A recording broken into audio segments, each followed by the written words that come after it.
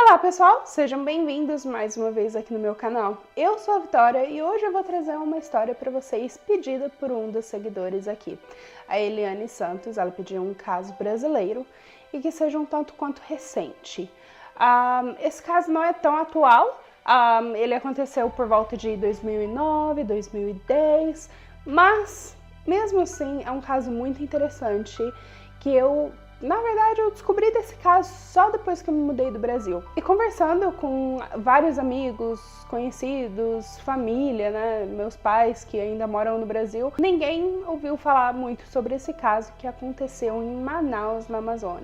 Bom, esse caso ele é muito conhecido, tem até um seriado no Netflix que se chama Bandidos na TV, que relatou um pouco, né, dessa história, entrou mais a fundo, né, no que realmente aconteceu, em toda a investigação e assim vai, sobre o Wallace Souza e a família dele e alguns cúmplices e assim vai. Mas antes da gente já pular para a história, eu já vou pedir para vocês já deixarem aqui nos comentários o que vocês gostariam de ver nos próximos vídeos, assim como a Eliane fez. Já deixem também o like aqui, que ajuda a gente bastante a crescer. Já ativem o sininho para toda vez que a gente posta um vídeo novo, vocês logo recebem a notificação de vocês. E se inscrevam no canal. Eu vou adorar ter vocês por aqui em todos os vídeos que ainda estão por vir. Bom, bora para a história? Como eu falei, essa é a história do Wallace Souza, né, em Manaus, no norte do Brasil. Na década de 1980, ele começou a atuar como policial. Porém, no final daquela década, ele já havia parado de atuar como policial por algumas infrações ali que ele teve na profissão dele, algumas quebras de lei que ele acabou tendo ali na profissão dele, então ele acabou saindo da força policial. E no final dessa mesma década ele acabou descobrindo uma nova paixão dele, que era de ser apresentador relatando histórias de crime que aconteciam ali na região onde ele morava. Então ele gostava de trazer para a população toda a informação que o governo em si não traria. Então ali ele começou a relatar vários crimes que estavam acontecendo, né, ali na cidade dele, nas redondezas e assim vai, com mais detalhes, com mais informações pessoais, né, da família, enfim, seja lá o que fosse que estivesse acontecendo, ele encontrou uma nova paixão em compartilhar essa informação com a população. E com isso, na década de 1990, ele começou a ganhar mais popularidade, ele começou a ficar mais conhecido, né, na região de Manaus, e em 1996 ele abriu o que ficou conhecido como o Canal Livre. O Canal Livre ele ganhou tanta popularidade que as pessoas começaram a confiar mais no Canal Livre do que na polícia em si. Né, o que é indício de tudo que as pessoas falam, né, daquela época, que eles relatam, tanto as pessoas que trabalhavam com o Wallace, tanto os policiais que trabalharam, né, para desvendar os crimes do Wallace. Esse canal ele ficou tão popular que muitas pessoas relatam que a sociedade eles acabaram ganhando muito mais confiança no Wallace pelo trabalho que ele estava trazendo e expondo ali no canal livre dele, que por isso ele acabou ficando tão popular, né? Porque as pessoas gostavam dessa clareza que ele trazia, né, no cobrimento das histórias que ele trazia ali para a população, sobre os crimes. Ele trazia muita informação sobre o tráfico também de drogas. Ele era extremamente contra o tráfico de drogas, inclusive o irmão dele, Ulisses, ele acabou falecendo pelo vício ao uso de drogas. Então ele realmente tinha ódio de qualquer pessoa que lidava com o tráfico de drogas. Ele dava essa imagem, né, que ele iria lutar até o último dia da vida dele contra as pessoas que vendiam drogas, as pessoas que estavam tirando proveito, né, de situações como o vício. Então ele repudiava esse tipo de atitude e ele trazia isso muito à tona no canal dele. Com a popularidade dele crescendo tão rapidamente, em 1998, então ali 2 anos depois dele ter aberto o Canal Livre, ele acabou sendo eleito como deputado do PFL, o Partido da Frente Liberal. E ele foi, assim, com votos escancarados, assim, mais de 50 mil pessoas votaram para ele. Realmente foi algo que surpreendeu muitas pessoas, né, que estavam competindo contra ele. O fato dele ter ganho tantos votos assim, foi realmente uma coisa absurda a quantidade de votos que ele recebeu, mostrando o tanto de confiança que as pessoas tinham sobre o trabalho dele, sobre a postura que ele tomava contra todos esses crimes que vinham acontecendo em Manaus. Então, com isso, ele acabou sendo eleito, né, o deputado estadual do Amazonas. Nos próximos anos, entre os anos 2000 e 2008, ele teve, assim, várias reeleições. Ele trocou de partido ali algumas vezes para Partido Progressista, novamente para o Liberal, e assim vai. Mas ele continuou tendo esse conhecimento, né, ali da comunidade em volta dele, de ser um homem respeitoso, um homem que faria a mudança, independente do suporte do governo ou não. Mas voltando ali, né, para o Canal Livre, o Canal Livre tinha como intuito trazer toda a verdade do que acontecia ali, né, as verdades mais cruas e cruéis que aconteciam em Manaus relacionados a crimes. Mas eles também tinham uma vertente ali um pouco mais de humor, onde eles tinham o Galarito, que era um fantoche que, né, trazia o humor ali para aquela situação toda, né? Porque afinal de contas é um canal que relata muita coisa negativa, então eles precisavam trazer ali um pouco de humor e o Galarito tinha esse papel. Eles também ali tinham bastante venda de produtos e serviços de pessoas locais, companhias locais, onde eles faziam propaganda. Enfim, era um canal de crime como todo outro qualquer em volta do Brasil, né? Eu sei que em Londrina a gente também tem um que também vai na mesma vertente ali, né, de contar os crimes, tem ali as propagandas de vendas de coisas da cidade e assim vai. Então, assim, é bem comum isso no Brasil, né, ter esses tipos de canais. Mas o Canal Livre foi um dos primeiros, assim, foi um dos pioneiros a relatar crimes reais, mostrando, assim, imagens muito chocantes. Eles realmente mostravam imagens fortíssimas, sem pudor algum. Eles colocavam ali pessoas que haviam falecido, ainda cobertos de sangue, ou totalmente, né, feridos, e assim vai. Então, assim, não tinha um limite de onde parar as imagens, né?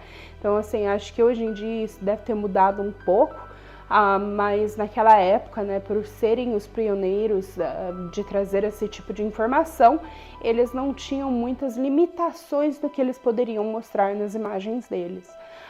E com isso, assim, as pessoas, né, como eu falei antes, confiam muito no trabalho dele. Então, às vezes, eles ligavam pro Wallace, né, pro time do Wallace ali, do Canal Livre, antes mesmo de ligarem para a polícia. Então, assim, com isso, a Canal Livre acabou recebendo muitas denúncias que, na verdade, a polícia deveria receber, mas o Canal Livre respondia a essas denúncias com repórteres. Então, eram os repórteres que iam lá relatar tudo o que estava acontecendo antes mesmo, às vezes, da polícia chegar. E isso aconteceram várias e várias e várias vezes, assim, de perder a conta realmente quantas vezes o Canal Livre foi o primeiro ao local, a cena de algum acidente, de algum crime. Normalmente os maiores crimes que ele cobria eram casos de crimes de tráfico de drogas realmente, assim, de facções, uma lutando contra a outra, de gangues, né, brigando uma com a outra e assim vai. E esse canal, além de cobrir todos esses crimes, cobrir essas propagandas para ajudar negócios locais, de ter essa vertente mais de humor, né, junto com o Galarito, eles também tinham um quadro, que se é assim que a gente pode chamar, onde pessoas iam e contavam as histórias de vida delas, com uma música melancólica no fundo, e eles sempre pediam por ajuda para ajudar a criar os filhos, ou para ajudar alguém que estava doente na família. Enfim, sempre tinham esse peso a mais, né, em ajudar pessoas da própria comunidade cujo ele estava servindo. E ele corria esse canal junto com a ajuda do irmão dele, o Fausto e o Carlos. E os três ali se chamavam os Irmãos da Coragem. E eles se intitulavam os Irmãos da Coragem justamente por trazer tudo isso que estava acontecendo na cidade deles à tona. Que eles eram muito corajosos de darem de peito, assim, né, junto com facções criminosas, darem de peito também com a polícia, porque eles criticavam muito o serviço da polícia, né? Eles criticavam muito o governo, a polícia, todos os órgãos de segurança que deveriam estar ali para proteger a população, mas no final acabavam falhando de alguma forma, seja lá qual for. Porém, em outubro de 2008, Moacir Jorge Pessoa da Costa foi preso. E ele é muito conhecido, né, também como Moa. Ele foi preso com possessão de armas ilegais e também com drogas ilícitas, né, com possível intenção de venda. Quando ele foi preso, realmente ali foi quando o mundo do Wallace começou a desmoronar. Quando ele foi preso, por ele ser, né, um ex-policial militar, que também saiu da força policial por inúmeras coisas legais, né, que ele acabou fazendo, né, inclusive foi a morte de mais de 9 pessoas enquanto ele ainda estava na força. Ele tinha muito medo de ir para a prisão, cujos policiais tinham a intenção de mandá-lo, né, quando ele foi preso. Então ele falou, né, para os policiais: olha, eu faço parte de uma facção criminosa que ninguém vai acreditar quando eu falar, mas se eu contar para vocês detalhes de tudo que eu sei, eu quero no mínimo ficar numa cela sozinho com proteção policial para os presos, né, que eu acabei colocando naquela prisão, não me matarem, ou não, enfim, não me atacarem, não tirarem minha vida e assim vai. E quando os policiais escutaram isso, né, eles pensaram, né, que será que ele pode dar informações sobre? Então eles concordaram, né, com as demandas do Moa e eles acabaram o prendendo realmente naquela prisão onde ele não queria ir, porém numa cela que era só dele, que era mais protegida, onde ele também não estaria correndo perigo de morte. E o que ele falou para os policiais ali naquele dia foi que o Canal Livre era nada mais do que uma fachada. Que eles eram sempre os primeiros a chegarem, né, nos locais onde os crimes mais horríveis aconteciam, porque eles cometiam aqueles crimes eles mesmos. Ali o Moa acabou afirmando que ele era segurança particular do Wallace. E assim como o Moa e o Wallace, todos esses outros seguranças faziam parte, né? Eles eram ex-policiais e todos saíram por alguma ilegalidade que eles haviam cometido. Ali eles já eram contratados pelo Wallace com a intenção de tocar terror na cidade. Seja lá vandalizar algum local, destruir placa, destruir parada de ônibus, para que isso pudesse desmoralizar a Secretaria de Segurança Pública de Manaus. Porém, quando o time policial estavam fazendo, né, a investigação deles, eles realmente não encontraram link algum entre o Moa e o Wallace. Não tinham informações, né, onde o Wallace trabalhava com o Moa ou vice-versa, né? Realmente não haviam traços dos dois trabalharem juntos. Até que alguém entregou uma foto à polícia, não sabem quem exatamente, pelo menos eu não encontrei o nome de quem possivelmente entregou essa foto aos policiais, onde estava o Moa e o Wallace na piscina da casa do Wallace. E como se isso não fosse suficiente, o Moa também falou que eles também estavam, né, eles faziam parte de uma facção criminosa lidando com o tráfico também. Então eles ali traficavam drogas e o intuito, né, desse tráfico deles era que eles pudessem colocar uma imagem ainda mais negativa nas outras facções que estavam contra eles. Então ali eles estavam criando uma facção muito poderosa, onde ninguém sabia da existência dessa facção até o Moa denunciar esse caso. E todo mundo, né, principalmente o Canal Livre, mostrava o quão negativo essas outras facções eram e todos os crimes que eles haviam cometendo, e assim, crimes horrorosos, onde a mãe assistia os filhos pela TV morrerem, enfim, a família estava ao lado do corpo dos falecidos no meio da rua, assim, coisas tremendamente horríveis. Obviamente, o deputado Wallace, ele negava com toda a força que ele tinha de todo o envolvimento dele nesse caso. Ele ia para a Câmara, né, dos Deputados e ele falava que ele estava sendo perseguido, né, que essa era uma perseguição política contra ele, principalmente porque ele queria concorrer a fazer parte, né, ali do Congresso, onde ele queria se tornar o secretário de Segurança Pública do estado de Amazonas, né? Então, assim, por um lado a gente vê, né, ele negando muitas das coisas que ele fala, né? Se você for assistir o seriado, que inclusive saiu no Netflix, que eu comentei aqui no começo, se você escutar tudo que ele fala, assim, muitas das coisas que ele fala, ele tem lábia boa, assim, afinal de contas, né? Ele corria ali um canal dele, ele era apresentador, então ele era muito bom com as palavras dele. Mas muitos dos argumentos que ele usava eram sólidos, assim. Porém, as provas contra ele eram ainda maiores. Durante toda essa investigação, o Moa, ele acabou voltando, né, nas palavras dele, ele acabou falando que ele foi abusado pelos policiais, ele foi torturado pelos policiais para dizer todas aquelas mentiras, onde ele realmente nunca havia conhecido o deputado Wallace.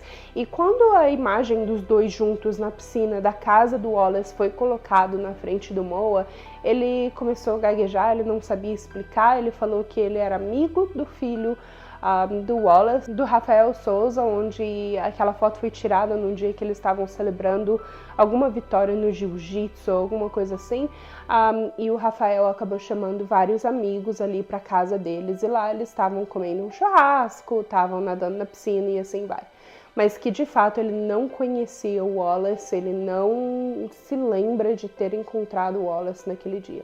Agora eu te pergunto, realmente, você não lembraria, se você conhecesse um ídolo da cidade, você não lembraria que você está na casa dele, que você nadou na piscina dele e ficou conversando com ele ali por horas, né, assim como foi relatado pelas pessoas que entregou a foto? E aí fica uma pergunta que coloca o Mo ali, né, como se estivesse ali um pouquinho em cima da cerca, né, assim, não sabe para que lado que ele vai mais. Mas não entrando muito em detalhes, porque senão essa história vai ficar extremamente longa, ele acabou dizendo que foi torturado pela polícia e por isso ele acabou contando todas essas mentiras sobre o Wallace. Mas isso foi desmentido pela mulher do Moa. Depois de muito vai e volta com ela também, ela acabou falando também para a polícia e para a imprensa de que isso foi tudo uma mentira, só para que o Wallace pudesse finalmente pagar um advogado para ajudar a família, né, para poder tirar o Moa ali da prisão. Em setembro de 2009, o Wallace ele acabou tendo o mandato dele cassado pela Assembleia Legislativa do Amazonas e lá ele acabou, né, saindo, ele não era mais deputado ali do estado do Amazonas. Com isso, assim, muita coisa foi uma atrás da outra, assim, uma pancada atrás da outra. A saúde física dele ficou muito debilitada. Ele realmente tinha uma doença, né, que é muito rara e que obstrui o fígado, enfim. Algumas pessoas dizem que ele teve câncer de estômago, outras pessoas dizem que foi essa doença, né, que é muito rara, que teve obstrução ali dos órgãos, enfim. Mas o que realmente aconteceu foi que ele ficou com a saúde muito debilitada, seja lá qual doença tenha debilitado a saúde dele. Mas ele ficou muito, muito, muito mal. Então, assim, ele já foi para o hospital e do hospital ele ficou por muito, muito tempo. Inclusive, até quando ele foi para o julgamento dele mesmo, ele foi numa maca. E ele ficou nessa maca durante todo o julgamento, enfim, ele estava realmente muito mal, ele acabou ficando muito magro, com a barriga dele muito grande, assim, né, com um acúmulo de líquido enorme. Mas, enfim, isso eu vou entrar mais no assunto um pouquinho mais no final. Durante esse tempo, né, que ele estava sofrendo todas essas acusações, o filho dele também começou a sofrer essas acusações. O filho cujo eu mencionei, que estava celebrando ali o jiu-jitsu com a família e acabou levando o Moa para casa do pai. Esse foi o Rafael. O Rafael ele foi colocado nessa situação também, assim como o pai dele, ele foi denunciado pelo Moa. O Moa acabou falando, né, que o pai dele planejava todos os crimes e o Rafael que assistia todos os crimes. Ele levava, né, esses assassinos contratados e ele assistia esses assassinos contratados cometendo o crime, tendo certeza que eles cometeriam o crime na hora certa, no dia certo, enfim, no local correto e assim vai. Há indícios também que ele participou, inclusive, de alguns dos assassinatos, provavelmente foram ali entre 9 a 17 assassinatos que ele cometeu ele mesmo, com o auxílio ali, né, dos seguranças do pai, enfim, foi realmente delegado pelo pai, né, quais crimes que ele deveria cometer, mas nunca foi 100% provado. Porém, apenas um dos assassinatos foi provado que o Rafael acabou cometendo.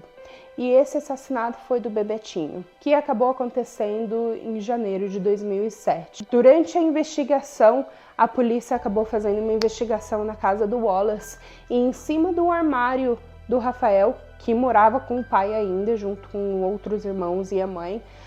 Em cima do armário do Rafael, eles encontraram balas que já haviam sido usadas. E com isso eles acabaram, né, fazendo a balística e descobriram que a bala que estava em cima do armário do Rafael, que foi usada pelo Rafael, né, de acordo com as digitais na bala, enfim, tudo dando indício que ele realmente foi a pessoa que acabou disparando aquela arma. A balística acabou incriminando o Rafael nesse crime.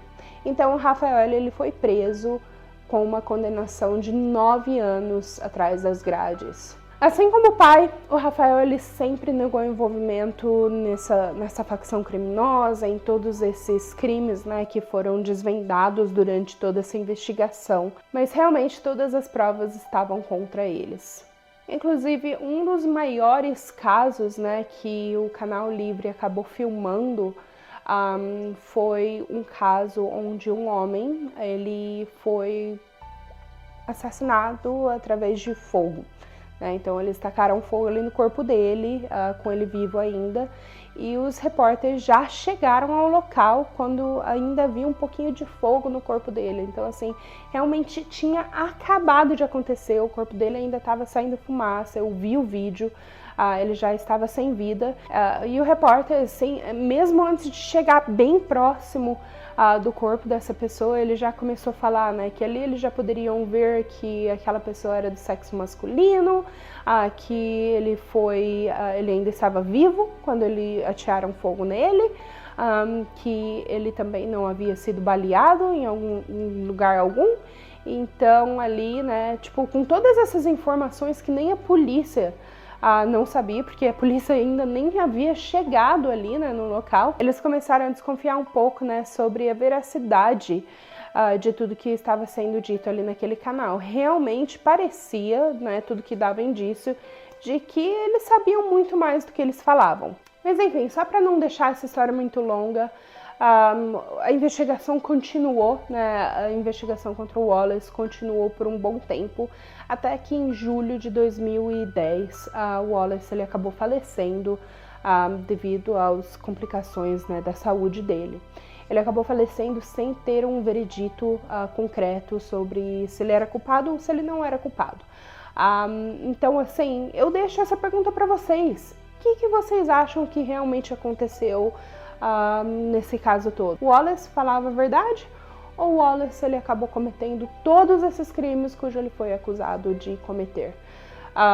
O filho dele acabou saindo da prisão, né, por volta de 2015, 2016. O Moa, ele acabou falecendo na prisão em 2017, quando houve uma invasão na prisão, e ele estava na cela, né, solitária dele, e uma pessoa entrou naquele local e eles atearam fogo no colchão do Moa, e ali ele acabou falecendo ali dentro, né, também pegou fogo vivo. Algumas pessoas, né, a polícia diz que na verdade ali foram bombas que explodiram acidentalmente, porque no Manaus, para quem não sabe, existe uma forma de pesca ilegal onde as pessoas estouram bombas para poder pescar os peixes. E ali eles tinham uma alta concentração de bombas que foram fiscalizadas, né, nessas pescas ilegais, e o fogo começou dessa bomba por algum acidente que aconteceu ali. Uma bomba estourou e acabou acarretando que todas as outras bombas estouraram juntos a ela. Mas também tem novamente os dois lados, né, da moeda, onde dizem que o Moa foi tirado à vida e o outro cujo foi um acidente, né, por essas bombas que estavam ali acumuladas próximo aonde ele estava localizado. Bom, mas essa história, deixem aqui nos comentários o que vocês acharam. Eu espero que vocês tenham gostado dessa história, é uma história realmente muito triste, mas eu quero saber a opinião de vocês. Então deixe aqui nos comentários. E Eliane, muito obrigada por pedir um vídeo brasileiro. Adorei cobrir essa história, por mais horrível que seja. Eu acho que é uma história, né, do nosso Brasil, que muitas pessoas conhecem, né, pelo Brasil afora. Então, se vocês gostaram, já deixem um like aqui no vídeo, já se inscrevam no canal, ativem o sininho para toda vez que a gente posta um vídeo novo, vocês logo recebem a notificação de vocês. E eu espero ver vocês no próximo vídeo. Até mais! Tchau, tchau!